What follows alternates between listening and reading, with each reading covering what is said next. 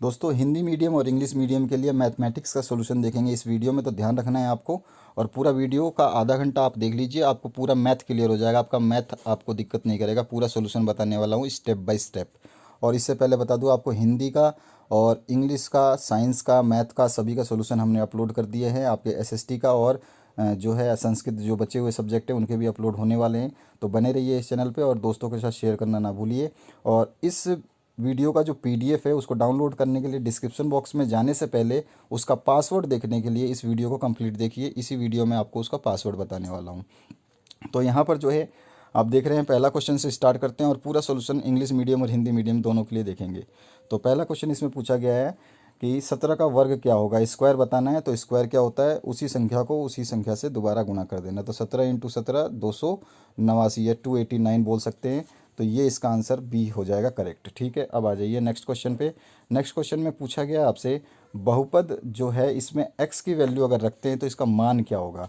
तो यहाँ पर अगर हम x की वैल्यू 2 रख दें तो 4 दूनी 8 प्लस 2 10 हो जाएगा। यहाँ पे मैंने सॉल्व कर रखा है, देखिए x की वैल्यू जो है यहाँ पर आपको 2 रख के दिखाई गई है।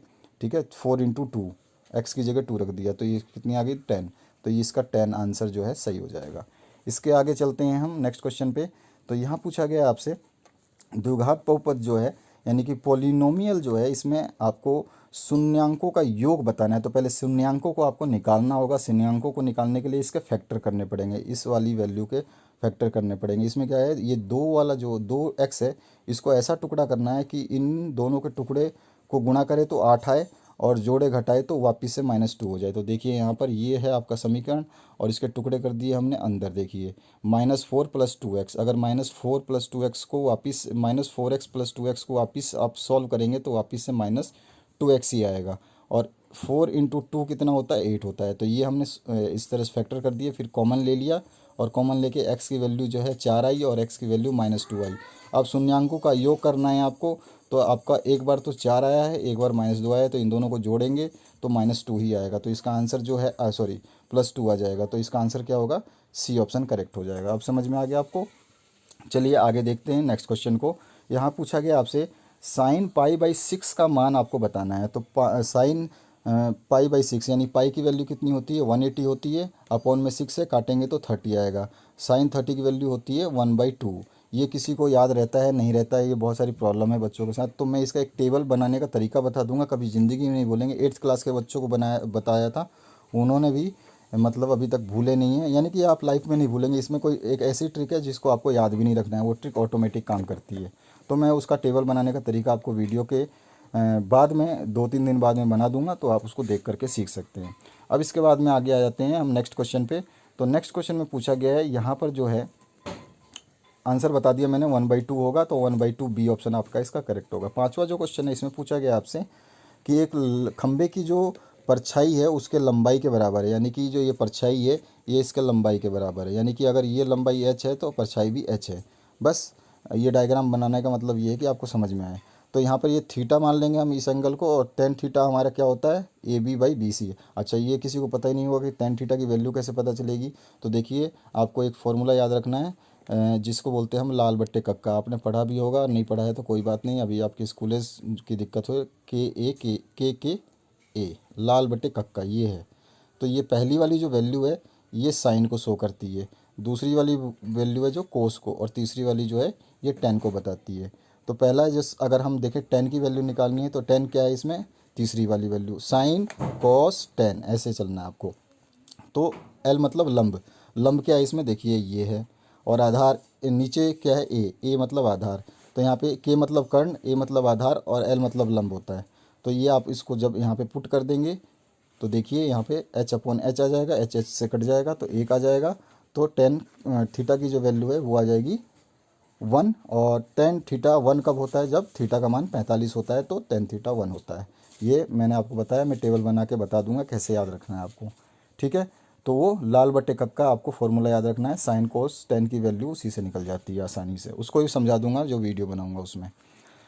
तो इसकी वैल्यू आ गई 45। तो आंसर ए ऑप्शन आपका इसका करेक्ट होगा। नेक्स्ट जो पॉइंट है उसकी बात करें तो इसमें आपको समझना क्या है, इसमें पूछा गया है बिंदु 5 5, -2 एक्स अक्ष से कितनी दूरी होगी इस बिंदु की। तो ये देखना है। तो देखिए ये होता है आपका x और ये होता है आपका y, ठीक है, ये तो समझ में आ गया आपको। अब यहाँ पे इसने बोला है 5, तो पहले x की वैल्यू पहले x आता है फिर y आता है, क्योंकि 5 जो है वो x को, ये जो 5 है ये x है और -2 है वो y है, x पहले आएगा और y बाद में।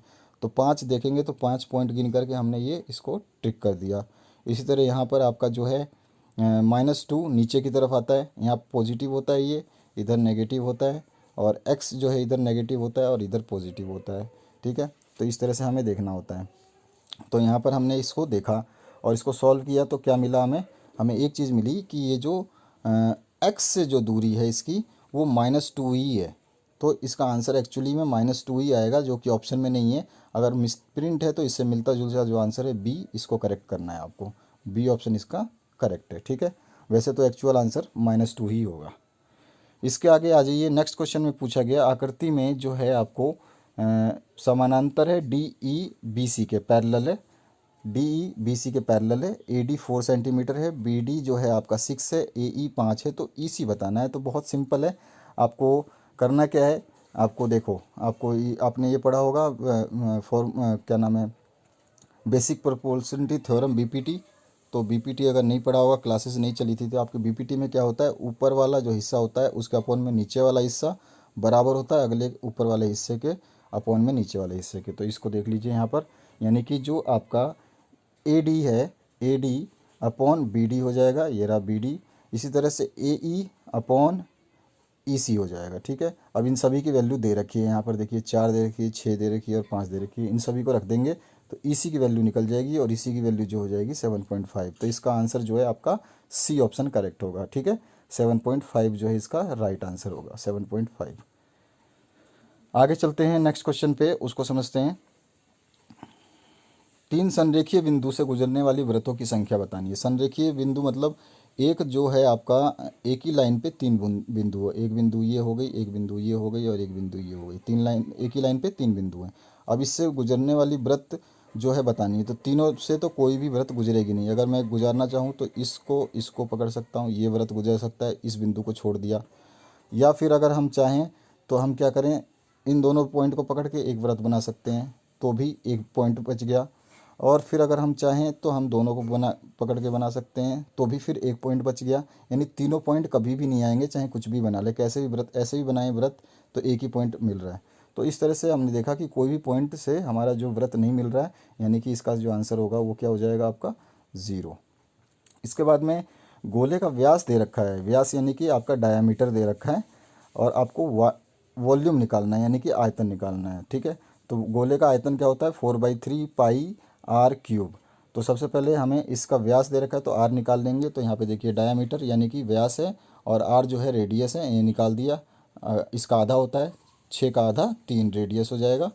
तो वॉल्यूम मैंने बता दिया 4/3 पाई आर क्यूब होता है। अब केवल आपको करना है क्या है, पाई की आर की जगह 3 रखना है, 3 का क्यूब, और इसको जब सॉल्व करेंगे तो 36 पाई सेंटीमीटर आ जाएगा, जो कि ये आंसर है आपका। तो सी ऑप्शन इसका करेक्ट होगा। अब इसके आगे बढ़ते हैं और देखते हैं अगला क्वेश्चन। बंटन 1, 3, 2, 5, 9 का जो है आपको माध्यक निकालना है। तो देखिए सबसे पहले इसको अरेंज करिए। दो तरह के फॉर्मूले होते हैं, मैं पहला बता रहा हूँ, उसके बाद दूसरा बता दूंगा। पहले इसको आपको बढ़ते क्रम में लिखिए। तो पहले 1 आएगा, फिर 2 आएगा, फिर 3 आएगा, फिर 5 आएगा, फिर 9 आएगा, ऐसे बढ़ते हुए क्रम में लिखेंगे, और जो बीच की संख्या होगी वो इसका आंसर होगा। तो दोनों तरफ से, इधर से भी 2 छोड़ दिया, इधर से भी 2 छोड़ दिया, तो बीच की संख्या 3 है, तो 3 आंसर हो गया। ये तो हो गया सिंपलेस्ट वे। और एक होता है 1 + nth टर्म अपॉन 2, यानी कि अगर मैं लिखूं तो 1 + n अपॉन 2 th, ठीक है, ये वाला। यानी कि अब क्या हो गया, 1 + n कितने हैं, तो 1, 2, 3, 4, 5 टर्म है, तो 5, 1 + 5/2, तो ये 1 + 5 कितना हो गया, 6, 6/2, 2 से काट दिया तो 3, तो 3 इसका आंसर आना था, तो 3 यहाँ पे आ गया। तो इस तरह से भी आप कर सकते हैं, आपको जो सही सूट करे वो आप कर सकते हैं। इसके बाद में सेकंड जो क्वेश्चन है, इसमें पूछा गया है सूत्र निखिलम का प्रयोग करके 105 का वर्ग निकालना है। तो ध्यान से देखना, निखिलम सूत्र बताने वाला हूँ। इसी वीडियो के डिस्क्रिप्शन बॉक्स में मैंने जो है वैदिक मैथमेटिक्स के जो सॉल्यूशंस बना रखे हैं, वीडियो में समझा रखा है कि कैसे क्वेश्चन को सॉल्व करना है, हर मेथड को, तो वहाँ से आप देख करके सीख सकते हैं।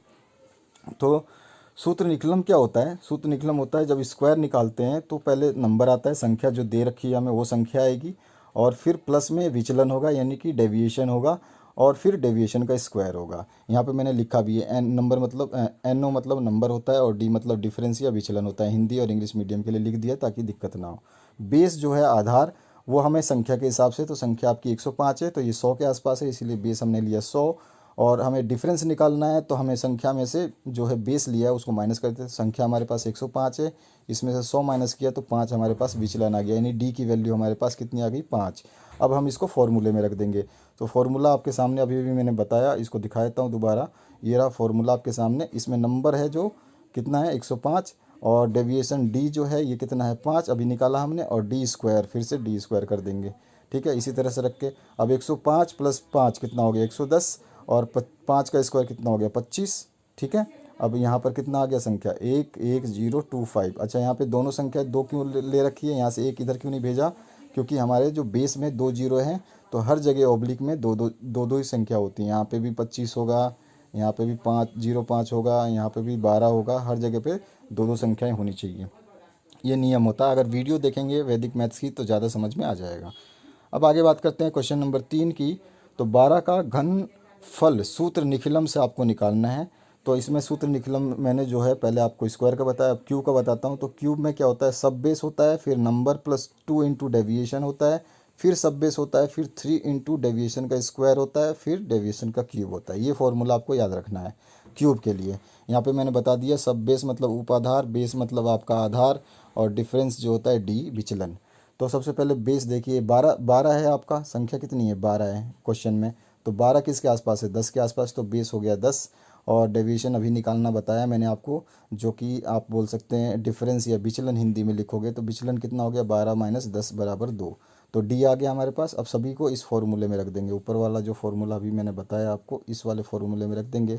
सब बेस नहीं है तो सब बेस को छोड़ दो, क्योंकि सब बेस जो है आपका संख्याएं जब आपके 20 के आसपास हो, 30 के आसपास हो, 40 के आसपास हो तब सब बेस लेते हैं। तो सब बेस की ज़रूरत नहीं पड़ी क्योंकि 10 के आसपास ही संख्या है। तो यहाँ पर आपका जो है सभी संख्याओं को मैंने जो है यहाँ पे रख दिया और इसको सॉल्व किया।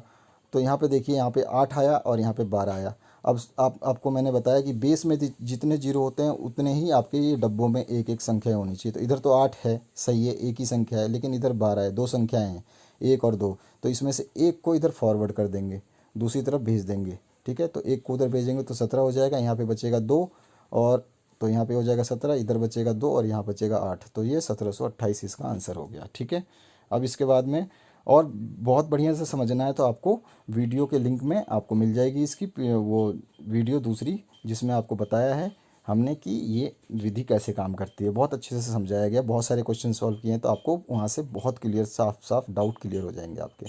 समांतर श्रेणी जो दे रखी है आपको 6, 9, 12, 15, इसका 7वां पद जो है आपको ज्ञात करना है। तो आप ये देख रहे हैं कि ये, तो सबसे पहले फर्स्ट टर्म जो है ये 6 है, यहाँ पे लिख सकते हैं। देखिए मैंने लिखा है हिंदी में, प्रथम पद जो है वो 6 है, और कॉमन डिफरेंस यानी कि सारवंतर जो निकालेंगे तो दूसरे पद माइनस पहले पद को करते हैं, तो 9 माइनस 6 3 आ गया सारवंतर। और nth टर्म जो है, कोई भी टर्म पूछता है तो उसका फॉर्मूला होता है TN equals to A plus N1 minus D। ठीक है, मेरे पास ए भी मैंने निकाल लिया, डी भी मैंने निकाल लिया। ठीक है, और टीएन जो 7वां पूछा है ये निकालना है, 7वां पद क्या होगा। तो सभी की वैल्यू मैंने रख दी और इसको सॉल्व कर दिया। ये तो आसान है, अब आपको समझ में आ गया होगा। इसमें तो कुछ नहीं करना, केवल वैल्यूज़ आपको पता होनी चाहिए, बाकी फॉर्मूले में आपको रखना है और आंसर निकाल देना है। तो आपको 7वां पद निकालना है, तो एन आपका 7वां है, 7 माइनस 1 इंटू डी, डी अभी आपने निकाला था 3, और ए अभी आपने निकाला था 6। तो इन सबको रख के हम इसको वैल्यू निकाल देंगे तो आपका 24 आंसर आ जाएगा। पाँचवें क्वेश्चन की बात करते हैं। तो पाँचवें क्वेश्चन में अगर हम बात करें तो दो खिलाड़ी राम और श्याम शतरंज खेलते हैं। यह ज्ञात है कि राम को मैच जीतने की प्रायिकता जो है 4/5 है, तो श्याम की कितनी होगी। तो देखिए, किसी भी चीज़ की प्रायिकता हमेशा एक ही होती है। ठीक है, अगर किसी की मान लो कि मेरे पास और आपके पास मिला करके जो प्रायिकता है टोटल 1 है, तो आपकी प्रायिकता अगर 1 है, मतलब कुछ दे रखी है 2/3 या 4/5, तो एक में से माइनस कर दूंगा, जो बचा हुआ दूसरे की प्रायिकता होगी। सिंपल है। तो यहाँ पे देखिए, मान लिया let assume R and S जो है probability of Ram and Shyam. ठीक है, विनिंग प्रोबेबिलिटी। तो राम के जीतने की प्रायिकता यानी कि विनिंग प्रोबेबिलिटी ऑफ राम, तो ये दे रखी है हमको 4/5। इसलिए श्याम की जीतने की प्रायिकता यानी कि winning probability of Shyam is क्या हो जाएगा 1 माइनस राम, क्योंकि मैंने कहा था आपको कि प्रोबेबिलिटी हमेशा एक ही होती है, पूरी किसी की प्रोबेबिलिटी एक से ज़्यादा नहीं हो सकती, अगर एक से ज़्यादा है तो प्रोबेबिलिटी नहीं हो सकती। तो 1 माइनस आपका 4/5 कर देंगे तो 1/5 जो है दूसरे की श्याम की प्रोबेबिलिटी आ जाएगी। ठीक है, ये आसान सा क्वेश्चन था। इसके बाद में आ जाइए नेक्स्ट जो क्वेश्चन है, एक पासे को फेंकने से अभाज्य संख्याएं आने की प्रायिकता बतानी है। तो सबसे पहले समझना है क्वेश्चन क्या होता है। एक पासे को फेंका हमने तो उस पर देखिए 1 आ सकता है, 2 आ सकता है, 3, 4, 5, 6। आपको ही पता है डाइस जो आपने लूडो खेला होगा उस पर 6 संख्या होती है। हाँ, टोटल कितने हो गए 6 संख्याएं। अब अभाज्य संख्याएं यानी कि जो है आपका प्राइम नंबर्स कितनी हो गई 1, 3 एंड 5, इनको हम डिवाइड नहीं कर सकते, अपनी ही डिजिट से डिवाइड होती हैं ये। तो ये 3 संख्याएं हो गई, तो पहले 6 संख्याएं हुई थी, अब 3 संख्याएं हो गई। अब हमें पता है अभाज्य संख्या की प्रायिकता क्या होती है कि जितनी संख्याएं आने की हो सकती है और कुल संख्याएं अपॉन में कर देंगे। तो आने की संख्या कितनी है 3, अभी बताया मैंने, निकाला यहाँ पे 3 है, और कुल संख्याएं कितनी है 6 हैं। तो इसको जब हम डिवाइड करेंगे तो 1/2 इसका आंसर आ जाएगा। ठीक है, अब इसके बाद में आ जाइए नेक्स्ट क्वेश्चन पे, जो 7वां है, रोक दृष्टि दूर का समीकरण आपको बताना है, यानी कि SSD, स्टॉपिंग साइट डिस्टेंस या साइट स्टॉपिंग डिस्टेंस या स्टॉपिंग डिस्टेंस साइट, तीनों चीज़ें एक ही है, बोलने का तरीका अलग है, कभी वर्ड आगे पीछे हो सकते हैं तीनों। तो SSD होता है lag distance plus braking distance. अब लेग डिस्टेंस क्या होता है, जैसे मान लीजिए आप गाड़ी चला के यहाँ से आ रहे हैं और आपको रुकना है यहाँ पे, ठीक है, तो यहाँ से आपने ब्रेक जो है मारने का सोचा लेकिन लगाया नहीं, तो यही लेग डिस्टेंस होता है। यहाँ पे आपने सोचा और यहाँ पे जाके आपने लगाया, तो ये लेग डिस्टेंस हो गई। और यहाँ पे जब आपने लगाया तो गाड़ी जाके थोड़ी सी आगे रुकी, है ना, तो वो ब्रेकिंग डिस्टेंस हो गई। कुछ समझ में आया? यहाँ से आपने सोचा कि ब्रेक यहाँ पे लगाना है, जैसे ही आपने सोचा और यहाँ तक पहुँचे जहाँ पे आपको ब्रेक लगाना था, जहाँ पे आपको रुकना था, वहाँ पे आपने जो है इस डिस्टेंस को कवर कर लिया, तो ये लेग डिस्टेंस हो गई।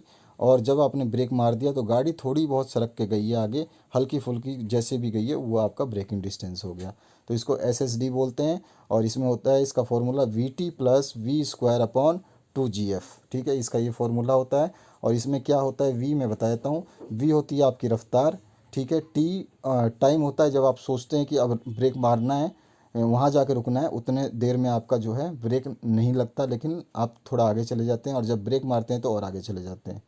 तो ये T आपका, ये भी सेकंड में, और G आपका ग्रेविटेशनल फोर्स हो गया, ठीक है। और F जो है आपका फ्रिक्शनल फोर्स हो गया। तो ये आपका SSD हो गया। अब इसके आगे बात करते हैं नेक्स्ट क्वेश्चन की। वाहनों के लिए आवश्यक PUC का नाम आपको बताना है, तो पोल्यूशन अंडर कंट्रोल जो है इसका नाम है, आपको पता है। इसके बाद में बिंदु जो है 2, 3 और 5, 6 के बीच की दूरी निकालनी है। तो बीच की दूरी का फॉर्मूला आपको हमेशा पता होना चाहिए। आंसर मैंने लिख दिया, लेकिन कैसे आया होगा ये 3/√2। तो देखिए आपको जो है एक दूरी दे रखी है ये, ठीक है, और ये एक दूरी दे रखी है ये। तो इसमें से आपको बीच की दूरी निकालनी है। तो डिस्टेंस फार्मूला जो होता है AB का, यह बहुत जगह काम आने वाला है, बहुत सारे क्वेश्चन आए हैं आपके। तो पहले हमारा x2 - x1 का स्क्वायर प्लस y2 - y1 का होल स्क्वायर का अंडर रूट, ये फॉर्मूला होता है। तो देखिए यहाँ पर x2 जो है ये है, ठीक है, और x1 ये है, इसी तरह y2 ये है और y1 ये है। बस इसको फॉर्मूले में रख देंगे, और यहाँ पे अपना जो है लास्ट में देखेंगे इसको सॉल्व करने के बाद में 3/√2 आ गया, ठीक है। अच्छा, ये आपको देखिए 9 है, तो ये 3 × 3 हो गया, 9 × 2 हो गया, ठीक है। इसको ऐसे अंडर रूट ले लिया। जब अंडर रूट में से कोई संख्या 2 है तो एक निकाल सकते हैं, तो बाहर चली जाती है, तो ये 3 तो बाहर आ गया और √2 बच गया, ठीक है। तो इसीलिए इसका आंसर ये हो गया। अब समझ में आ गया आपको। आगे 10वां जो क्वेश्चन है इसकी बात करते हैं। एक नियत बिंदु से सदैव समान दूरी पर चलने वाली बिंदु पथ क्या होगी। तो देखिए एक बिंदु ये है और इससे समान दूरी यहाँ पर मैं चलता हूँ, फिर इतनी ही दूरी यहाँ चलता हूँ, इतनी ही दूरी कहीं भी किसी भी डायरेक्शन में इतनी दूरी चलूँ, तो ये जो है ये पॉइंट सारे मिलकर के एक सर्कल बना देंगे, ठीक है। क्लियर हुआ? तो उसको हम क्या बोलते हैं, उसका बिंदु पथ कैसा होगा, सर्कल होगा, एक वृत्त होगा। इसके आगे क्वेश्चन है, एक पासे को फेंकने पर 4 से छोटी संख्या आने की प्रायिकता कितनी होगी। तो देखिए अभी मैंने ऊपर ही बताया था कि एक पासे में 6 मतलब संख्याएं आ सकती हैं, 1, 2, 3, 4 से लेके 6 तक, तो टोटल नंबर 6 हो गए। अच्छा, और जो है 4 से कम संख्याएं कितनी आ सकती है, 1 हो सकता है, 2 हो सकता है, 3, यानी कि टोटल कितनी संख्याएं आ सकती हैं, 3 ही आ सकती हैं, ठीक है। 4 से छोटी संख्याएं 3 आ सकती हैं। तो आपको मतलब टोटल संख्या कितनी 3 आ सकती हैं, और सॉरी 4 से कम संख्याएं 3 आ सकती हैं और टोटल संख्या 6 हैं। तो प्रोबेबिलिटी हमें पता ही है कि क्या बोलते हैं, number of possible outcomes, number of possible outcomes 3 है और टोटल आउटकम 6 हैं। ठीक है, तो इसको देख करके हम जो है संख्या आने की संभावना, यहाँ पे संख्या आने की संभावना अपन कुल संभावना होती है। ठीक है, तो यहाँ पे रख दिया हमने, संख्या आने की संभावना 3 थी और कुल संभावना 6, काटा तो 1/2 इसका आंसर आ गया। इसके आगे चलते हैं, जो है आपका सेक्शन बी। तो यहाँ से स्टार्ट करते हैं द्वंद्व योग विधि। देखिए द्वंद्व योग विधि में क्या होता है, आपका जो संख्या दे रखी है इसके जोड़े बनाते हैं। ये पहला जोड़ा, उसके बाद में दूसरा जोड़ा। तो सबसे जो लास्ट वाला जोड़ा होता है उसको रखते हैं इस बॉक्स के अंदर। अगर वो जोड़ा नहीं है, सिंगल भी है, तो भी इस बॉक्स के अंदर रखेंगे।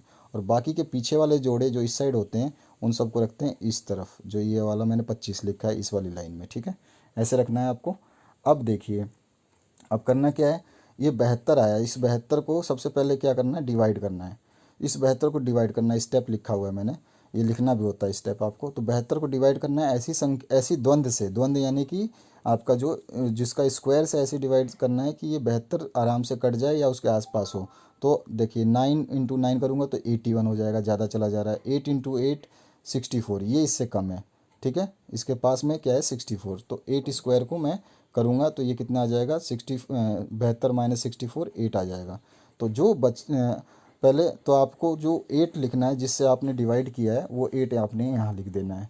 यहाँ लिखने के बाद में इसी का डबल जो है यहाँ लिख देना है 16। ठीक है, अब इसके बाद में क्या करना है, आपका जो 8 आया हुआ है, ये वाला 8 जो बचा हुआ है उसको हम लिख देंगे यहाँ पे। ठीक है, यहाँ पे लिख देंगे अगली संख्या में। अब जो हमारी संख्या बन जाएगी वो हो जाएगी 82।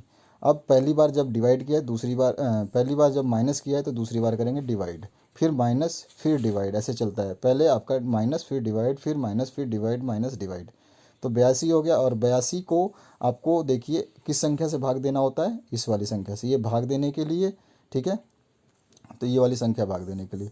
तो यहाँ पर देखिए 82 को 16 से भाग दिया तो हमारे पास जो शेष फल आया वो 2 आया और जो भागफल आया वो 5 आया, कोसेंट 5 और रिमाइंडर 2 आया। तो अभी मैंने बताया था आपको यहाँ पर, जैसे इससे पहले वाले में जो बचता है रिमाइंडर जो बचेगा वो यहाँ लिख देते हैं।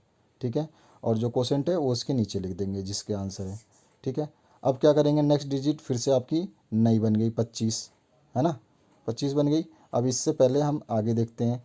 तो आपको क्या करना है, इसको क्या करना है, पहले सबसे पहले ये देखिए यहाँ पर आपका जो है अब आपकी जो है स्टेप 3 डिवाइड करना, माइनस करना है। ठीक है, अब माइनस करने के लिए आपको किससे करना है, तो आपको ये जो आपकी 25 संख्या है ये इसमें देखना है हमको डिवाइड करके कि ये जो 25 है ये कैसे कट सकता है या फिर इससे नहीं कट सकता है।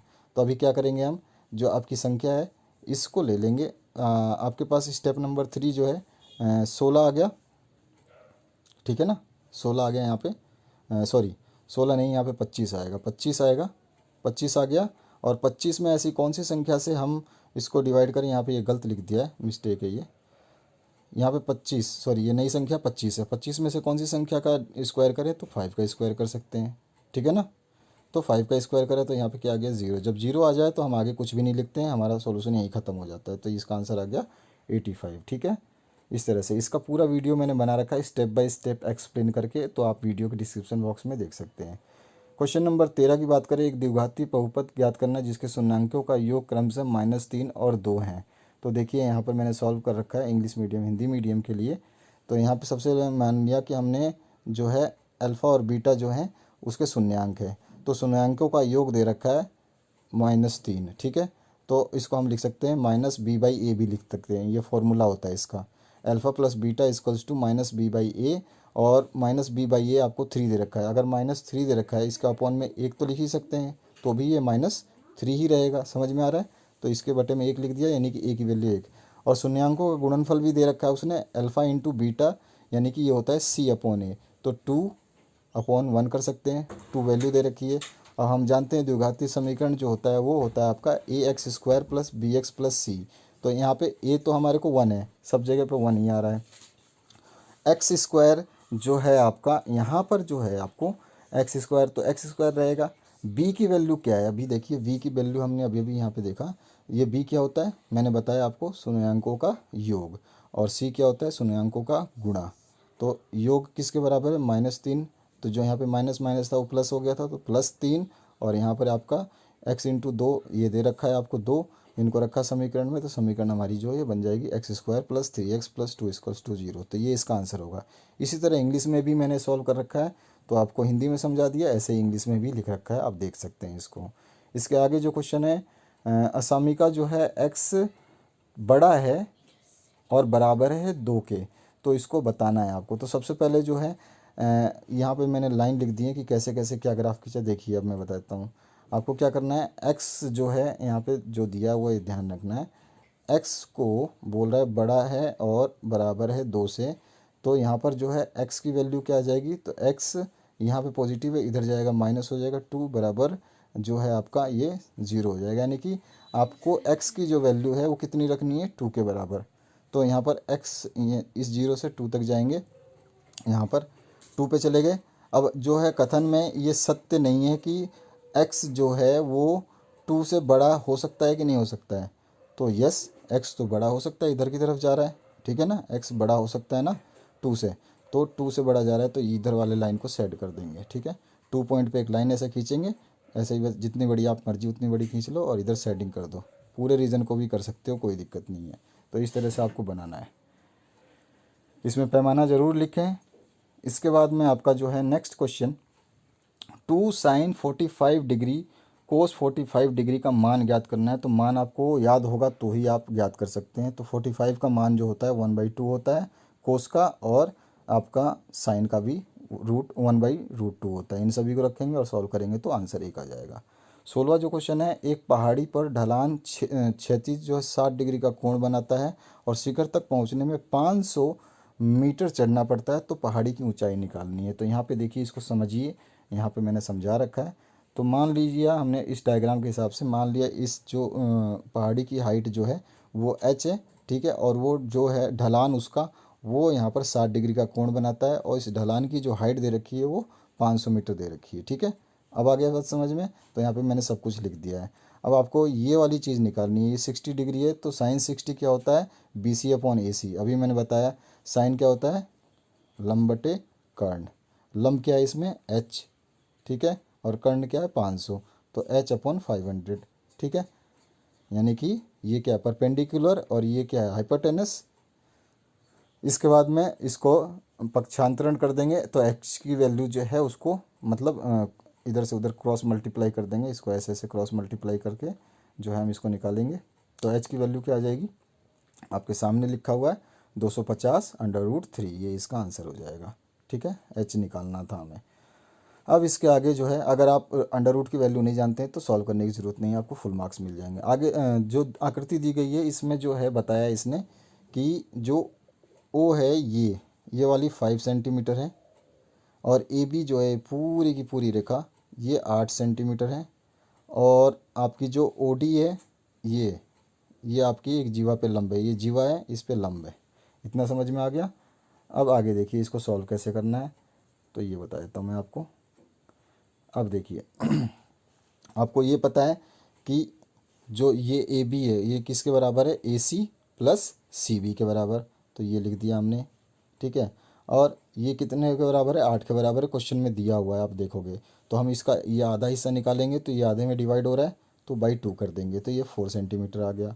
अब हमें पाइथागोरस थ्योरम याद है, क्योंकि हमारे यहाँ राइट एंगल बन रहा है, ये वाला जो ट्राइंगल है ये वाला राइट एंगल है, ठीक है। तो यहाँ पे क्या हो जाएगा, AO² = AC² + OC², ठीक है।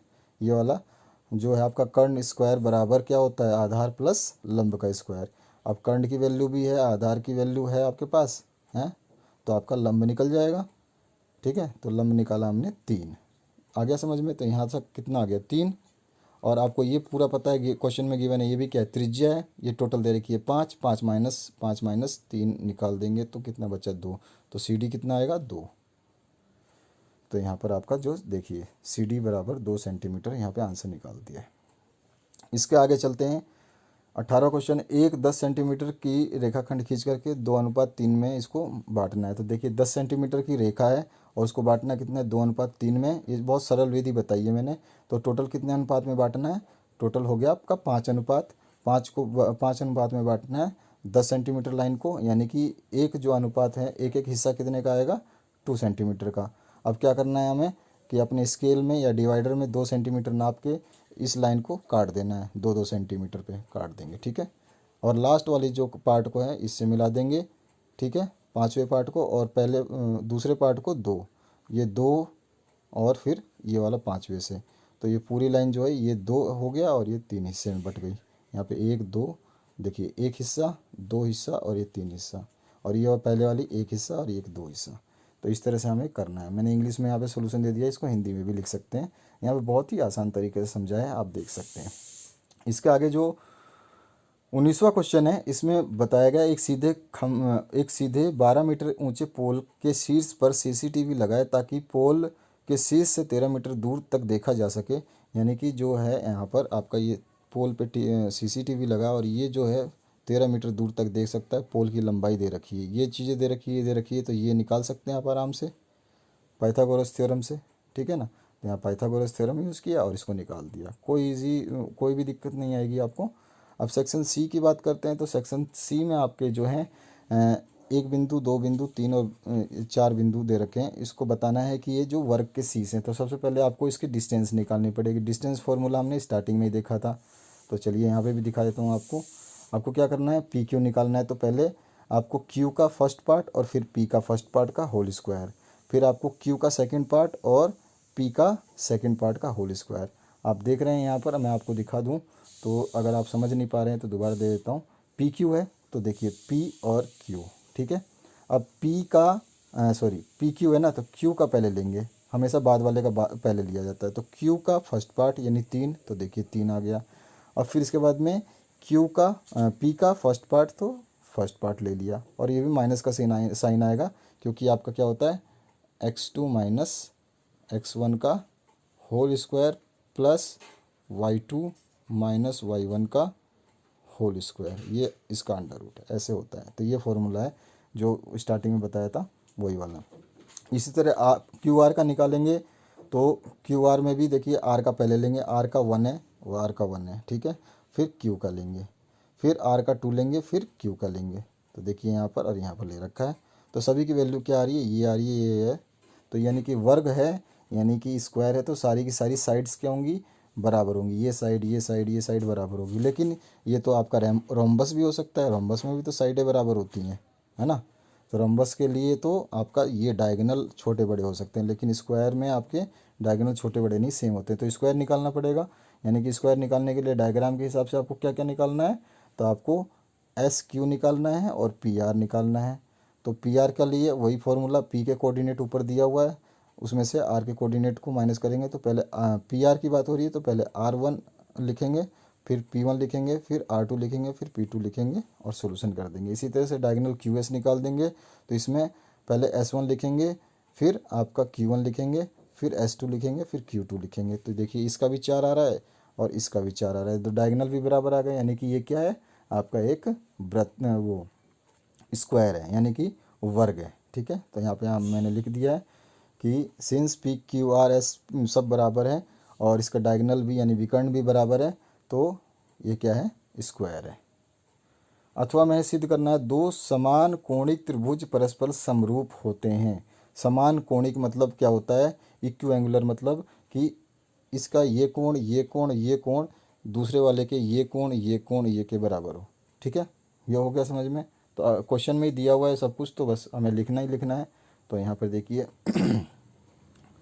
सबसे पहले ले लेते हैं, पहले लेंगे ए बी सी, बीच में लिखा है जो। तो इसी तरह पी क्यू आर, ठीक है, देख रहे हैं आप। तो इस तरह लिख देंगे और बाकी बचे हुए आगे पीछे लिख देंगे। तो जैसे ए पहले, अगर ए बीच में आया तो इससे हम स्टार्ट करते हैं एंटी क्लॉकवाइज, ऐसे चलेंगे, ठीक है। तो पहले फिर क्या आएगा, बी ए सी, ठीक है, या सॉरी क्लॉकवाइज चल सकते हैं। तो यहाँ पे आ जाएगा सी ए बी, तो पहले आ गया सी ए बी, फिर दूसरा आ जाएगा ए बी सी, तो ए बी सी, फिर तीसरा क्या आ जाएगा सी ए बी, तो ये रहा सी ए बी। तो इस तरह से आपको करना है और इधर वाला भी इसी को बराबर कर देना है, क्योंकि क्वेश्चन के हिसाब से आपको सब कुछ बराबर दे रखा है। तो आप इसको लिख सकते हैं क्योंकि बोथ एंगल्स आर इक्विएंगुलर, यहाँ पे लिखा हुआ है क्वेश्चन में, ठीक है, ये हमने लिख दिया। तो यहाँ पर एंगल्स बराबर हो गए, तो हम क्या कह सकते हैं, ट्रिपल ए सिमिलरिटी क्राइटेरिया से त्रिभुज ए बी सी आपका जो है सर्वांग सम है किसके, जो है पी क्यू आर के। 21वां क्वेश्चन की बात करें तो सिद्ध करना है आपको कि ये जो है आपकी समबाहु के शीर्ष हैं, तो वही डिस्टेंस फार्मूला इसमें भी यूज़ करना है। पहले ए बी का निकालना है, फिर बी सी का, फिर सी ए का, ठीक है। जब आप इसको निकालोगे तो सबकी वैल्यू लगभग लगभग सेम आनी चाहिए, तो ही ये समबाहु बनेगा। तो देखिए एक ये वैल्यू सेम आ गई, यहाँ पे भी सेम आ गई, यहाँ पे भी सेम आ गई, तो अतः दिए गए बिंदु समबाहु त्रिभुज के शीर्ष हैं, इति सिद्धम। इसके आगे आ जाते हैं। यदि दो त्रिभुजों के संगत भुजाओं का अनुपात बराबर हो तो सिद्ध कीजिए कि त्रिभुज परस्पर समरूप होंगे। तो यहाँ पर मैंने दो ट्रायंगल बनाए हैं, एक ट्रायंगल ये और एक ट्रायंगल बड़ा वाला ये, ठीक है, ध्यान रखना है आपको। ये बना दिए। अब हमें करना क्या है कि हमें एक इस बड़े वाले ट्रायंगल में एक ये लाइन ऐसी खींचनी है कि हमारा जो ए बी है ये वाला, ये पी डी के बराबर हो जाए, और ए सी जो है हमारा ये डी क्यू के बराबर हो जाए। अगर ये बराबर हो गए, ये और ये बराबर हो गए, तो ये और ये बराबर हो गए, तो ऑटोमेटिकली ये तीसरा भी बराबर हो जाएगा, और तीसरा बराबर हो जाएगा तो क्या हो जाएगा, ये दोनों त्रिभुज परस्पर समरूप हो जाएंगे। तो चलिए देखते हैं इसको। यहाँ पर देखिए मैंने जैसे आपको बताया था कि आपको लिखना है तो D P upon P E हो जाएगा, सही है। इसी तरह से D Q upon Q F हो जाएगा। तो देखिए ए बी, तो ये ए बी अपॉन ये कितना हो गया आपका डी ई, सही है। पहला वाला जो अगर संगत भुजाएं समान है तो इसका मतलब क्या हो गया, यही होगा ना। फिर ए सी बराबर ए सी अपॉन डी एफ हो जाएगा। ये रचना बाद में करनी है, पहले मैंने आपको बताया है। तो पहले ये हम लिख देंगे इसको, और इसके बाद में हम नीचे जो है सिद्ध क्या करना है वो लिखेंगे। और उसके बाद में जैसा मैंने बताया, क्योंकि संगत भुजाएं बराबर हैं तो इसका मतलब क्या है, D P upon P E जो मैंने अभी बताया था आपका, D Q upon Q F हो जाएगा, और P Q upon E F हो जाएगा। डायग्राम आपके सामने होता तो आप देख सकते हैं, इसीलिए मैं बोलता हूँ कि डायग्राम को लेके बैठा करें। यानी कि एंगल P बराबर एंगल E हो जाएगा, Q बराबर F हो जाएगा, और A बराबर D हो जाएगा, B बराबर E हो जाएगा, C बराबर F हो जाएगा। तो अगर हम देखें तो सारे एंगल बराबर हो गए तो ये सिद्ध हो जाता है।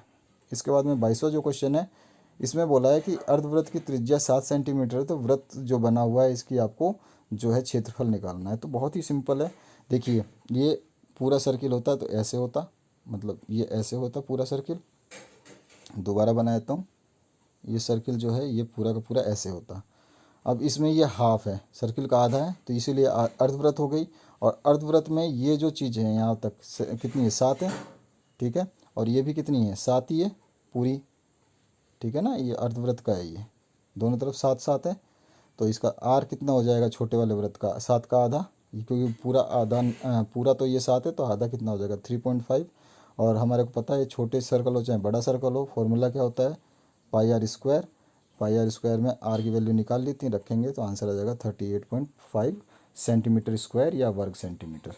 इसके अथवा का जो पार्ट है, इसमें पूछा गया दी गई आकृति में ओ तथा त्रिज्या 5 सेंटीमीटर है, ओ पी इस पे लंब है, क्यू पे लंब है। तो इसमें कुछ करना नहीं है आपको, बहुत ही सिंपल है। आपको देखिए इसमें ए पी बराबर पी बी दे रखा है, यानी कि ये भी त्रिज्या है आपकी, ठीक है ना। या फिर आप बोल सकते हैं ए पी बराबर पी बी ये है, ये भी आपकी बराबर है, ये त्रिज्या बराबर है इन दोनों के आपस में। और आपका ये वाला हिस्सा इसके बराबर है। इसमें सी क्यू बराबर है क्यू डी के, क्योंकि ये लंब है और लंब हमेशा आधे पार्ट में डिवाइड करता है, ठीक है। अब इसको हमने देख लिया, यहाँ पे देखिए ए पी बराबर पी बी लिख दिया, सी क्यू बराबर ये लिख दिया, और सबकी वैल्यू इसकी 8 दे रखी है तो इसकी 4 हो जाएगी, इसकी 6 दे रखी है तो इसकी 3 हो जाएगी। अब हमें क्या करना है, बोधायन प्रमेय यानी कि पाइथागोरस थ्योरम यूज़ करनी है।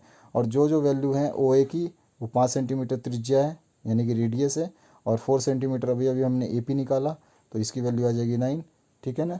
और 9 जब आ जाएगी तो इसका रूट निकाल देंगे, क्योंकि ओ पी स्क्वायर की वैल्यू आई है 9, तो ये 3 आ जाएगा। इसी तरह से दूसरे वाले त्रिभुज में निकालेंगे तो उसकी वैल्यू भी 7 आ जाएगी, ठीक है। तो मतलब 4 आ जाएगी। और दोनों का जब हम देख रहे हैं कि आपकी लंबाई पूरी पूछी है, तो लंबाई दोनों की मिला के जोड़ लेंगे, तो पहला और दूसरा दोनों जोड़ने के बाद में कितनी आ जाएगी, 7 सेंटीमीटर। जब आप इसको देखेंगे पूरे पीडीएफ को डाउनलोड करके तो आपको पूरी बात समझ में आ जाएगी। नेक्स्ट क्वेश्चन में आपसे पूछा गया है कि ये जो छायांकित भाग है इसका क्षेत्रफल आपको निकालना है, ये बाहर वाले पार्ट का। तो सबसे पहले क्या करेंगे, हम सर्कल का क्षेत्रफल निकाल लेंगे, उसमें से इस वाले क्षेत्रफल को माइनस कर देंगे, ऑटोमेटिक आ जाएगा। तो सबसे पहले हमें देखना है कि हमारे को दिया क्या है। तो हमारे को दे रखी है एक साइड जो है ये वाली, ये 6 सेंटीमीटर है, ये 8 सेंटीमीटर है। तो ये वाली चीज़ निकाल लेंगे। और ये देख रहे हैं यहाँ 90 डिग्री यानी कि पाइथागोरस प्रमेय लगा सकते हैं। तो ये आपका जो है यहाँ पे देखिए AC और BC दे रखा है। तो हमें क्या करना है, ये 90 डिग्री का है, तो हमें क्या करना है, पाइथागोरस थ्योरम लगा देनी है। तो हमारे को AB square equals to BC square plus AC square होता है, ये वाला आपको पता ही है। तो यहाँ पे देखिए पाइथागोरस थ्योरम लगा रखी है ये वाली, ठीक है। अंडर रूट करने की ज़रूरत इसलिए पड़ी क्योंकि यहाँ से स्क्वायर हटा दिया है। तो यहाँ से स्क्वायर हटाया तो सभी की वैल्यू रख दी, तो डी की वैल्यू आ गई। डी की वैल्यू क्या है आपकी, डी देखिए, अगर आप देखेंगे इस डायग्राम में, मैं आपको दिखा देता हूँ। डी क्या है, डायामीटर है इसका। डी किसकी वैल्यू आ गई, ये डी है जो आपका AB, ये पूरा का पूरा डी है। तो इसका आधा कितना हो जाएगा, इसकी त्रिज्या हो जाएगी। तो त्रिज्या मिल गई तो आपको इसका क्षेत्रफल मिल जाएगा। तो यहाँ पे देखिए हमने जो है इसका त्रिज्या निकाल लिया आधा करके, और इसका क्षेत्रफल होता है πr स्क्वायर, तो ये आ गया। और हमें पता है त्रिभुज का एरिया क्या होता है, 1/2 बेस इंटू हाइट, ठीक है। तो बेस कितना है 6 और हाइट कितना है 8, तो ये आ गई 24। तो इस 78 में से इस 24 को माइनस कर देंगे तो बचा हुआ जो रीज़न है उसका आंसर आ जाएगा, ठीक है। तो ये आंसर आ गया 54.5 सेंटीमीटर स्क्वायर। इसके आगे की बात करें तो नेक्स्ट जो क्वेश्चन है इसमें पूछा गया, ये आकृति दी गई है, दी गई नहीं है, हमने बनाई है कि दी गई है। आकृति में DE समांतर है BC के, यानी कि DE पैरेलल है BC के। तो DX जो है आपका, यहाँ पे देखिए AD जो है ये वाला, ये x दे रखा है, और BD जो है ये x-2 दे रखा है, और आपका AE जो है ये वाला, ये आपको दे रखा है x+2, और EC जो है आपको x-1 दे रखा है। तो x की वैल्यू निकालनी है। तो इसमें कुछ भी नहीं है, अभी अभी मैंने आपको बताया BPT थ्योरम से कि आपका जो है ये अपॉन ये बराबर होगा ये अपॉन ये, ठीक है। चलिए ये बराबर कर देते हैं। तो जैसे समान तो AD अपॉन BD बराबर होगा E अपॉन EC के BPT थ्योरम से। और AD की वैल्यू अभी ऊपर आप क्वेश्चन देखेंगे उसमें दे रखी है x, और DB की दे रखी है x-2, AE की दे रखी है x+2, और EC की दे रखी है x-1। इन सभी को जब सॉल्व करेंगे तो x की वैल्यू आ जाएगी 4, ठीक है। इसको जब सॉल्व कर देंगे समीकरण को तो x की वैल्यू कितनी आ जाएगी 4। सेक्शन डी की बात करें तो यहाँ पे आपको क्या करना है, कंस्ट्रक्शन करना है 5 सेंटीमीटर केंद्र से और P दूरी पर एक जो है स्पर्श रेखा खींच के बतानी है, और उसका कैलकुलेशन भी करना है कि वो कितनी बड़ी है। अच्छा, तो देखिए सबसे पहले मैंने यहाँ स्टेप्स लिख दिए हैं, स्टेप्स को ध्यान रखेंगे तो आपको समझ में आ जाएगा। सबसे पहले क्या करना है, आपको 3 सेंटीमीटर का एक जो है डिवाइडर खोलना है और एक वृत्त बना देना है, ठीक है। तो 3 सेंटीमीटर डिवाइड खोला और आपने एक जो है वृत्त बना दिया। इस डायग्राम को दिखा देता हूँ, समझ में आ जाएगा आपको। यहाँ से ये देखिए 3 सेंटीमीटर का वो खोला डिवाइडर और ये एक वृत्त बना दिया, ठीक है। अब इसमें क्या है, उसने बोला कि जो सेंटर O से एक P पॉइंट है जो 5 सेंटीमीटर दूर है। तो सेंटर O से मैंने क्या करा, यहाँ से लेकर के पहले से 3 तो खींचा हुआ था, 2 सेंटीमीटर और बढ़ा दिए तो ये P पॉइंट मिल गया, ठीक है। अब P पॉइंट से A पॉइंट एक रेखा मिल गई। इस रेखा को क्या करेंगे, इस लाइन को हम डिवाइड कर देंगे पार्ट्स में, जो कि आपको पता ही होगा 9th में 8th में आपने सीखा है एक लाइन को डिवाइड कैसे करते हैं। इसको डिवाइड कर देंगे तो हमको सेंटर मिल जाएगा इसका। अब जब सेंटर मिल जाएगा तो इस सेंटर से फिर से एक सर्कल ये वाला बना देंगे। ये सर्कल आपके पहले वाले सर्कल को A पॉइंट पे काटेगा और एक जगह B पॉइंट पे काटेगा, ठीक है। आप देख रहे हैं ये सर्कल जो है आपको B पॉइंट पे काट रहा है, एक जगह A पॉइंट पे काट रहा है। अब P से A पॉइंट को मिला देंगे और P से फिर B पॉइंट को मिला देंगे, तो ये हो गई आपकी टेंजेंट। अब इसकी लंबाई निकालनी है आपको, इस टेंजेंट की लंबाई निकालनी है, बताया था 1 मिनट। इस टेंजेंट की आपको लंबाई निकालनी है, ये वाले इस हिस्से की और इस हिस्से की जो है आपको लंबाई निकालनी है। तो इसमें कुछ भी दिक्कत नहीं आएगी। क्यों दिक्कत नहीं आएगी, क्योंकि आपका ये राइट एंगल है, एक ये वाला राइट एंगल है और एक ये वाला राइट एंगल है। तो एक का किसी का भी निकाल लो तो दूसरे के बराबर है। तो इसमें पाइथागोरस थ्योरम लगा देंगे और इसको निकाल देंगे। तो यहाँ पर देखिए मैंने निकाल दिया है। यहाँ पर जो है आपका PA या PB जो है वो 4 सेंटीमीटर आ जाएगा। ये सारी की सारी मैंने सोल्यूशन बना दी, आप इसको स्टॉप करके देख लेना। इसके बाद में आपका सुमेलित करना है। तो देखिए मैंने आंसर लिख दिया है, जैसे बेलन का आयतन फर्स्ट नंबर सीरियल का फर्स्ट आंसर जो है ये रहा, ठीक है। सेकंड नंबर वृत्त की परिधि यानी कि सेकंड का आंसर ये रहा 2πr। थर्ड घनाभ का विकर्ण जो कि थर्ड होता है, घनाभ का विकर्ण ये रहा। फोर्थ जो है आपका ठोस अर्धगोले का पृष्ठीय क्षेत्रफल, अभी अभी बताया था हमने, न्यूमेरिकल भी किया था फोर्थ नंबर का, नहीं फोर्थ नंबर का नहीं, वो तो हमने दूसरे वाले गोलीय पृष्ठ का किया था। तो चौथे नंबर का जो आंसर है 3πr² हो गया। फिफ्थ का घन का आयतन कितना होगा, तो पाँचवा नंबर ये रहा, ए क्यूब होता है। छठा नंबर क्या है, गोले का पृष्ठीय क्षेत्रफल, तो ये होता है 4πr²। ठीक है। सेवन्थ क्या है, घनाभ का आयतन, तो घनाभ का आयतन देखेंगे तो ये 4 जो है आपका ये सॉरी सातवां L/B/H होता है। आठवां क्या है, वृत्तों द्वारा प्रतिबद्ध क्षेत्रफल यानी कि R2 - R1, आठवां ये है। नौवां कौन सा है, गोले का आयतन, नौवां ये है, अभी इसके ऊपर न्यूमेरिकल भी किया था हमने। और 10वां क्या है, शायद आपका तीसरा या चौथा न्यूमेरिकल था।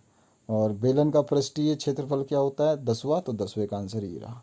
तो इस तरह से मैंने नंबर डाल दिए हैं सॉल्यूशन के आगे, तो आप इनको मैच कर सकते हैं। इसी तरह इंग्लिश मीडियम का भी आप सॉल्यूशन कर सकते हैं, ऊपर वाला टेबल नीचे सेम है, बस लैंग्वेज का चेंज है। 25वां जो क्वेश्चन है इसकी बात करें तो आपको मैं बता दूं, आपका जो पीडीएफ है उसको आपको खोलना है तो 2021 डाल दीजिए 2021, तो वो पासवर्ड आपका खुल जाएगा पीडीएफ।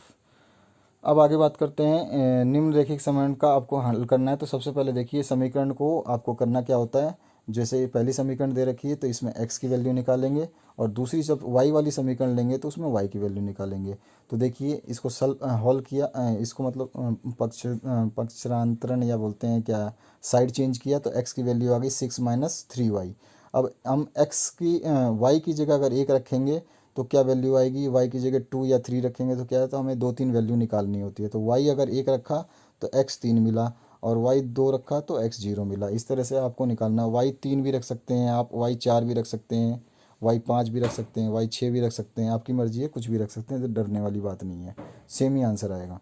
तो यहाँ पर आप जब देखेंगे तो आपको जो है एक दो बिंदुएं मिल जाएंगी, जैसे कि मैंने बताया आपको। यहाँ पर देखिए, तो पहला हमारे को मिल जाएगा, एक मिलेगी वैल्यू 3,1, दूसरी मिलेगी 0,2।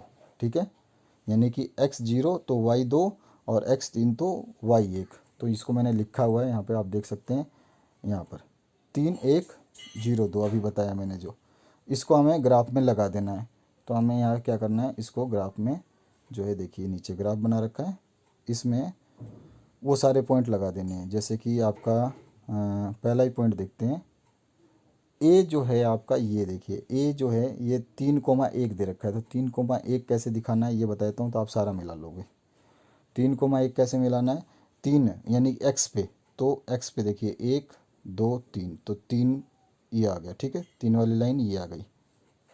अच्छा, अब 3,1 तो वाई 1 दे रखा है, तो 1 ये रहा, 1 वाली लाइन ये आ गई, तो मैच किया तो पॉइंट ये मिल गया। तो ये पॉइंट हमारा हो गया, लाइन हटा देंगे, लाइन तो मैंने केवल ऐसे ही बताया आपको मिलाने के लिए। तो इस तरह से पॉइंट आ गया। अगर फिर हम देखें तो दूसरी वैल्यू जो है बी की, तो बी की आई थी 0 और 2, तो बी तो 0 तो एक्स का यहीं है। ठीक है, और 2 वाई का है, तो 2 वाई का कहाँ है, ऊपर, तो यहाँ पे आ गया, दोनों इस पॉइंट पे मिल गए। ठीक है, तो इन दोनों पॉइंट को मिला करके एक लाइन खींच दी ऐसे करके। इसी तरह से दूसरा वाला समीकरण सॉल्व करेंगे, जैसे दिखा देता हूँ मैं आपको, ये रहा। दूसरी वाली समीकरण में भी आपको क्या करना है, ये दे रखा है, इसमें y निकालनी है, तो हम इसका जो है साइड चेंज कर देंगे, y की वैल्यू ये आएगी। अब हमें क्या करना है, y बराबर, आप x बराबर क्या रखें, x बराबर 1 रख दें, 2 रख दें, 3 रख दें, आपकी मर्जी है। तो यहाँ पे x बराबर 3 रखने पर, ठीक है, x बराबर 0 रखने पर y की वैल्यू -4 हुई, x बराबर 3 रखने पर y मिला हमें -2। आपकी मर्जी, कुछ भी रखें, आपको वैल्यू मिलनी चाहिए। और वैल्यू बना करके इस तरह से चार्ट बना लेंगे, और फिर चार्ट बनाने के बाद जो है आप इसको सॉल्व कर देंगे, तो इस तरह का आपका जो सॉल्यूशन हो जाएगा। और यहाँ पर जो है इसका मैंने सॉल्यूशन जो किया है उसको पूरा लिख दिया है। आप उसको इंग्लिश हिंदी में कैसे भी लिख सकते हैं, केवल आपको करने का तरीका आना चाहिए। स्टेप्स मैथ में काउंट होते हैं सही, मैथमेटिक्स में लैंग्वेज ज़्यादा काउंट नहीं होती है। अथवा में है निम्नलिखित समीकरण युग का आलोक, फिर से वही चीज़ है, तो वैसे ही करना है आपको। ठीक है, सबसे पहले x और y की वैल्यू निकालनी है आपको, अलग अलग दोनों को। देखिए मैंने निकाल रखी है, आप पहले यहाँ देख लो, इसको वीडियो को पॉज करके यहाँ देख लो इसको। ठीक है, इसके आगे की जो वैल्यू आप चाहें तो कॉपी में उतार लेना, और उसके बाद में यहाँ पे है इसकी वैल्यू, और इसका जो समीकरण बनेगा वैसा का वैसा ही बनेगा, लेकिन वैल्यूज़ अलग अलग होंगी। तो इस तरह का बनेगा, आप इसको देख सकते हैं। इसके आगे इसका जो ग्राफ बनाया गया कैसे बनाया है ये सारा लिख दिया मैंने। अब आगे है एक टेलीविज़न जो है सेट के निर्माता हैं 600 टीवी तीसरे वर्ष में बनती है और 7वें वर्ष में 700 टीवी बनती है। तारे A1 A3 दे रखा है आपको और A7 दे रखा है। तो प्रश्न के अनुसार A3 क्या होता है, जैसे कि A होता है, फिर A2 क्या होता है, A2 होता है आपका A+D, ठीक है। A3 क्या होता है, A3 होता है आपका सॉरी 2A+D। अब ये कैसे होता है तो मैं आपको समझा देता हूँ ये चीज़। देखिए जो भी टर्म पूछे कभी भी, यानी कि A3 निकालना है तो A प्लस उससे 3 की बात हो रही तो 2 हो जाएगा। अगर 6 की बात होती 7 की बात हो रही तो 6 हो जाएगा। D की जगह कम हो जाएगी 1 बस। तो प्रश्न के अनुसार आपको दे रखा है कि जो है A3 यानी कि तीसरे साल में 600 हुआ और 7वें साल में 700 प्रोडक्शन हुआ। दो समीकरण बन गई। अब दोनों में से आपको घटा देना है। तो दो आपका पहला समीकरण है A+6D = 700, ठीक है। और दूसरा है A+2D = 600। माइनस करेंगे तो A से A कट जाएगा, यहाँ पे बचेगा 4D और इधर बचेगा 100। तो 4D बराबर 100 और D बराबर 100/4। तो D बराबर 100/4 25 इसका आंसर आ जाएगा आपकी D की वैल्यू। और D की वैल्यू को आप चाहें तो इस D की वैल्यू को 25 को, ये D की वैल्यू को चाहें तो इस समीकरण में रखें, चाहे आप दूसरा वाला समीकरण जो यहाँ पे रखें, आपका आंसर सेम ही आएगा। तो कहीं भी रख देंगे और समीकरण रखने के बाद में आपका मान आ जाएगा, ठीक है। इसके बाद में उसने पूछा है 10वें वर्ष में उत्पादन कितना होगा, तो A10 पूछा है। तो A10 क्या होता है, A+9D बताया मैंने। जिसने 10 पूछे तो 9 हो जाएगा, 7 पूछे तो 6 हो जाएगा, 5 पूछे तो 4 हो जाएगा, कम हो जाता है D। आपके पास सब कुछ है, आपके पास A है ही और D आपने निकाल ही लिया था। A 10वां निकालना है तो यहाँ पे इसका आंसर आ गया, ठीक है। अब इसके बाद में आगे आ जाइए। 100 मीटर चौड़ी नदी पे एक टापू है और उसके जो दोनों ओर में PQ बिंदु है, और जो PQ बिंदु है वो P बनाता है 30 डिग्री और Q बनाता है 45 डिग्री। ये आपको बताना है। तो देखिए यहाँ पे डायग्राम बना रखा है। ये एक नदी की चौड़ाई है, इसके छोर पे एक P बिंदु है, एक Q बिंदु है, और जो A पॉइंट है वहाँ से एक जगह Q 45 बनाता है और P जो है 30 बनाता है, ठीक है। और ये वाली हाइट हमने H मान ली। बस हमारे पास ये भी ट्राइंगल है राइट एंगल, ये भी ट्राइंगल राइट एंगल है, ठीक है। दोनों ट्राइंगल को सॉल्व कर देंगे तो एक बार 10 30 निकाल देंगे। अभी मैंने बताया था 10 क्या होता है, लाल बटे कक्का है L/A, लंब बटे आधार, यानी कि लंब क्या होता है आपका हाइपोटेनस, आधार क्या होता है बेस H/B। अब इसमें आप पूरे देखना चाहो तो मैं कर सकता हूँ, ऐसे अलग से कर देता हूँ। L/A = P/ लंब बटे आधार और P/B लिख देता हूँ बेस। परपेंडिकुलर अपॉन बेस या लंब बटे आधार, हिंदी इंग्लिश मीडियम के लिए। तो अगर 10 30 की बात करें तो देखिए लंब OA, लंब कौन सा है OA, ये वाला लंब है OA आ गया। और आधार क्या है OP, तो OP ये वाला। एक ट्रायंगल जब 30 वाला ले रहे हैं तो ये वाला ट्रायंगल लेंगे, और जब 45 वाला लेंगे तो ये वाला ट्रायंगल लेंगे। तो यहाँ से हम दोनों की वैल्यू निकाल लेंगे। 10 30 की वैल्यू होती है 1/√3 और 10 45 की वैल्यू होती है 1। अब दोनों समीकरण ये आ गई। तो हम दोनों समीकरण को यानी कि जोड़ लेंगे तो क्या हो जाएगा, हमारे पास जो है PQ आ जाती है, क्योंकि हमारे को ये वाली वैल्यू मिल गई और ये वाली वैल्यू मिल गई, और इन दोनों का टोटल कितना है 100। तो इस 100 के बराबर कर देंगे इसको। ये देखिए यहाँ पर ये आ गया और एक ये आ गया। इन दोनों का टोटल जो है वो किसके बराबर है 100 के। तो 100 बराबर ये। तो इसको सॉल्व करेंगे, जब पूरे को सॉल्व कर देंगे तो H की वैल्यू जो है फाइनली आ जाएगी 36.6 मीटर। इसके आगे बात करते हैं 12 घंटा पद विचलन विधि। तो आपको क्या करना है मैं आपको फटाफट बता देता हूँ। सबसे पहले आपको क्लास इंटरवल जो है आपको लिख देनी है, ठीक है। फिर पद विचलन विधि में क्या होता है, इनका मिड वैल्यू निकालनी पड़ती है। इन दोनों को जोड़ के 2 से भाग दीजिए, इन दोनों को जोड़ के 2 से भाग दीजिए, इन दोनों को जोड़ के 2 से, इन दोनों को जोड़ के 2 से 2 से। तो ये सारे आंसर आ जाएंगे आपके, ठीक है। इसके बाद में फ्रीक्वेंसी आपको दे रखी है 7 10 15 8 और 10, इनका जोड़ कर लेंगे टोटल। इसके बाद में आपको UI निकालनी है। UI क्या होता है X - A/H, ठीक है। X क्या है आपका, X तो ये है, ठीक है, क्लियर हुआ। और आपका ए क्या हो जाएगा, ए आपका जो ये है यहाँ पर ये वाला 25 क्यों होगा, क्योंकि वो बीच में है आपके, ये जो 25 है ना ये ए है आपका, ये 25 है ये ए है। तो अपॉन एच, हाइट कितनी है कॉलम की, तो हाइट आपकी कितनी है, हाइट आपकी, एक मिनट, हाइट है आपकी 10, सही है। इन दोनों के बीच में 10 का गैप है, इसमें भी 10 का, इसमें भी 10 का, इसमें भी 10 का, इसमें भी 10 का, हाइट 10 है आपकी। तो यहाँ पर x की वैल्यू कितनी लेनी है आपको, जो है x की वैल्यू पहले लेनी है 5, ठीक है। फिर लेनी है, यहाँ पे फॉर्मूला लिखा है, इस फॉर्मूले के हिसाब से यहाँ पे सारी वैल्यूज़ निकलेंगी। फिर आपको FI/UI निकाल देनी है, ठीक है। इन सभी को निकालने के बाद जो लास्ट फॉर्मूला है आपका ये रहा, पद विचलन विधि का समांतर माध्य का, वो ये है A plus sigma FI/UI upon FI into H. FI/UI आपने देखा, ये सिग्मा FI/UI कितनी आई है, इन FI/UI, ये FI/UI ये सारी, इनको जोड़ा घटाया तो ये 4 आया, ये आपका FI है, इनको जोड़ा घटाया तो 50 आया, ठीक है। सब की वैल्यू है, और A की वैल्यू 25 है, हाइट हमारी 10 है, अभी अभी हमने निकाला था, बताया था कि जो यहाँ पर हम इसको सभी को रख देंगे सारी वैल्यूज़ को, तो आंसर निकालेंगे 25.8 आ जाएगी। तो अभी समांतर माध्य जो 25.8 हो जाएगा इसका आंसर। अगले क्वेश्चन में 4 समांतर श्रेणी में हैं और उनका योगफल है। जो 4 समांतर श्रेणी में है तो आपका पहला टर्म होता है ए, दूसरा होता है A+D, तीसरा होता है A+2D, चौथा होता है A+3D, ठीक है। ये किसके बराबर है, 50 के बराबर है, ठीक है। इसको सॉल्व करेंगे तो ये इक्वेशन बन जाएगी। उसके बाद में बोला इसने कि जो पहली संख्या है यानी कि जो ए है वो आपकी अंतिम संख्या जो है उससे कितनी, इससे आपकी अंतिम संख्या से 4 गुनी है, तो इसका समीकरण बनाना पड़ेगा। तो यहाँ पर है कि जो ए है वो 4 गुनी है लास्ट वाली संख्या से, ये लास्ट पद है, ठीक है, और ये प्रथम पद है। तो इन संख्याओं का हमने समीकरण बनाया, समीकरण नंबर 2 बन जाएगी इसको सॉल्व करने से। अब दोनों समीकरण जो हैं ये आपके क्या हैं, मान है।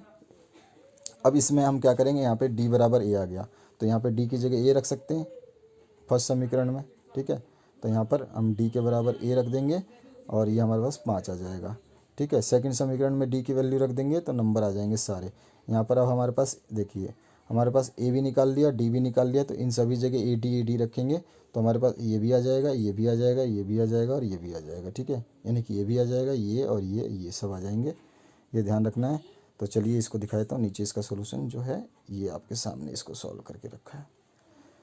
तो ये सारे पद आ गए, 5, 10, 15, 20। इसके आगे क्वेश्चन सिद्ध करना है आपको। तो सिद्ध करना तो बहुत आसान है, तो देखिए कैसे करना है।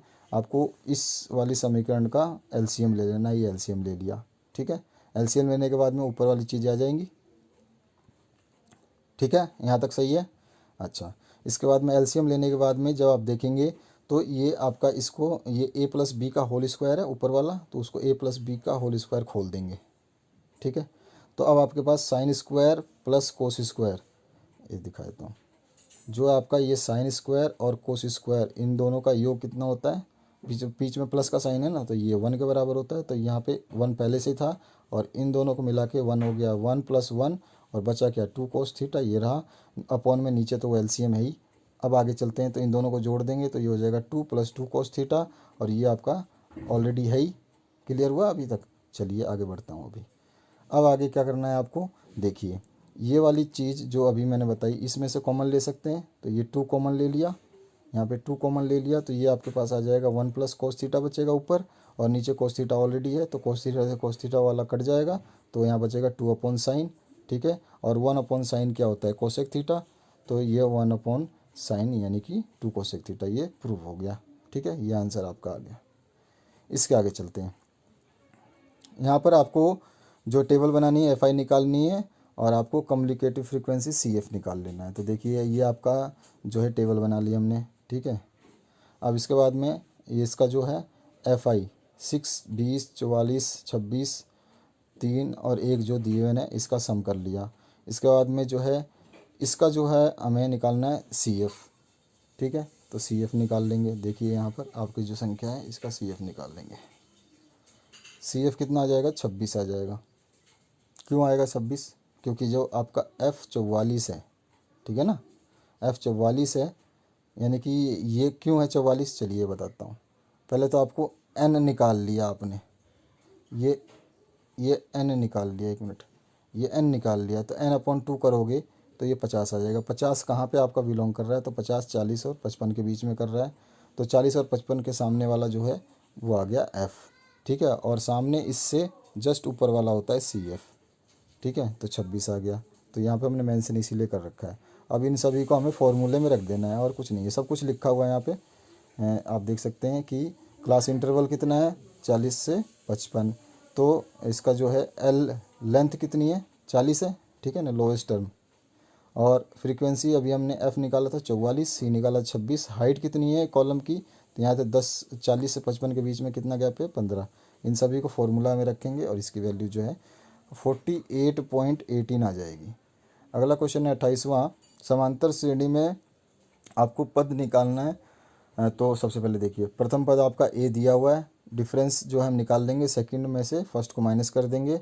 और nवां पद अंतिम पद होता है, आपको पता है, तो an कितना है, ये दे रखा है 339, तो an बराबर होता है a plus n1 minus into D, n-1 into D. ये फॉर्मूला an हमारे को दे रखा है, a हमने पता ही है पहला पद, n हमें निकालना है, छोड़ दिया, और d अभी अभी हमने निकाला था, ये रहा। इन सब को फॉर्मूले में पुट किया तो 6n बराबर 630 आ गया, और n की वैल्यू निकाली जो 105 आई। तो अतः समांतर श्रेणी में 105 पद हैं। अब इसने एक और क्वेश्चन इसी में पूछा था, इसमें पूछा है कि 8वां पद ज्ञात कीजिए अंत से।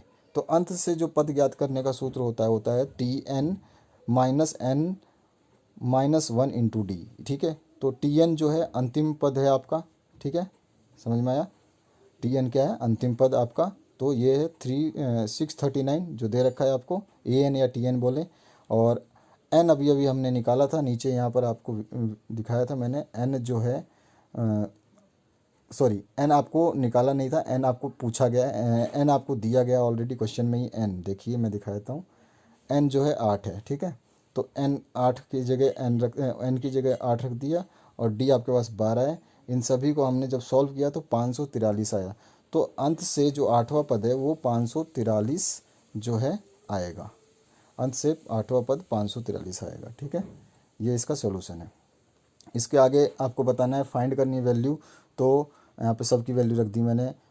sin 30 की 1/2 होती है, tan 45 की 1 होती है, कोसेक 60 की 2/√3 होती है, और sec 30 की आपकी जो है 2/√3 होती है, और cos 60 की आपकी 1/2 होती है, और cot 45 की 1 होती है। इन सब को सॉल्व किया, जब आप इसको सॉल्व करेंगे तो आपके पास जो लास्ट वैल्यू आएगी, इससे ज़्यादा सॉल्व नहीं हो पाएगा, तो ये इसका आंसर होगा, ठीक है।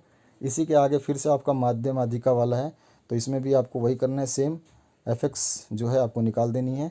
तो सबसे पहले देखिए, ये x दे रखा है 3, 5, 7, 9, 11, 13, और f दे रखा है 6, 8, 15, p 8 और 4, ठीक है। इन दोनों को मल्टीप्लाई, इसका मल्टीप्लाई, इसका मल्टीप्लाई, सबको मल्टीप्लाई कर देना है। तो 18, 40, 105, ये 9p 88, 52, इसका सबमिशन, इसका टोटल कर देना है, इस लाइन का, और इसका भी टोटल कर देना है। तो यहाँ पे देखिए टोटल आ जाएगा, ठीक है, यहाँ तक टोटल आ गया, बस फॉर्मूले में डाल देना है इसको। तो x बार क्या होता है, fx अपॉन x। तो fx कितना है, ये रहा, और f कितना है, ये रहा, तो fx अपॉन f। तो इनको जब क्रॉस मल्टीप्लाई या जो भी आपको इसको सॉल्व करेंगे फाइनली, तो p की जो वैल्यू आ जाएगी 3। तो वैल्यू ऑफ p इज़ 3। तो आशा करता हूँ ये पूरा वीडियो अच्छा लगा होगा, पूरा सोल्यूशन आपको मिल गया इस वीडियो में। बने रहिए इस वीडियो के साथ में, और पढ़ते रहिए, बढ़ते रहिए। सारे सॉल्यूशंस देखने के लिए इसी वीडियो के डिस्क्रिप्शन बॉक्स में जाइए, इस चैनल को सब्सक्राइब कर लीजिए अगर आप नए हैं तो, और सब्सक्राइब करना, लाइक करना, शेयर करना कभी ना भूलें, ताकि आप दूसरों की मदद करें। और 90% से अबव लाना है तो टॉपर्स की कॉपियाँ ज़रूर देख लेना कि वो कैसे लिखते हैं, क्या उनकी राइटिंग की थिंकिंग होती है या वे होता है। Thank you very much for watching this video. बने रहिए इस चैनल पे।